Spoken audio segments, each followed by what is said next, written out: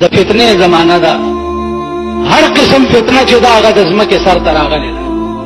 که د ښځو فتنه وګورئ الله دې امان راکړي، که د جنکو فتنه وګورئ الله دې امان راکړي، که د زړو فتنه وګورئ الله دې امان راکړي، او که د ځوانانو فتنه وګورئ الله دې امان راکړي.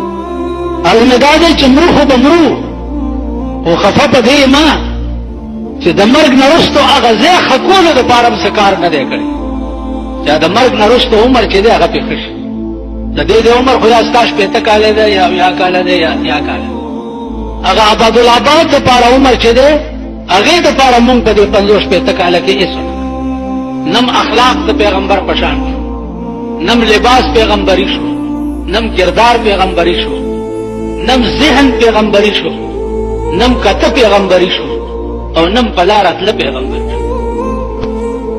اوس د پیغمبر متعلق قرآن دا فیصله کړې ده چې ستاسو هر ادا چې ده هغه به د پیغمبر په شان وي.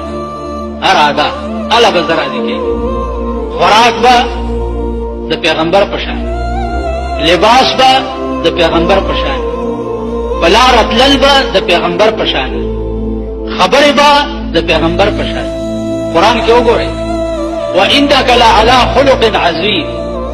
الله وایي چې پیغمبر ستا په شان اخلاق ما په خپل خدای کې چاته نه دي ورکړي، ستا غوندې خوی ما په خپل خدای کې چاته نه دي. دې نه لوی خوی بل څه کېدی شي چې د سړي په مخ کې د چا د تره نه زړه راوباسي او پیچکونه ولګي او هغې ته ووایي چې ما معاف کړی او خدای معاف کړی. دې نه لوی اخلاق او دې نه لوی کردار بل څه کېدی شي.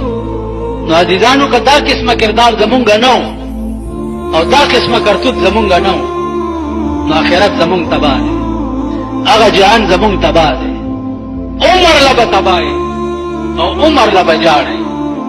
که په خلکو اعتبار کې چې دا مې زامن دي او دا مې رونه دي او دا مې دوستان دي او دا مې اشنایان دي او دا مې ډله ده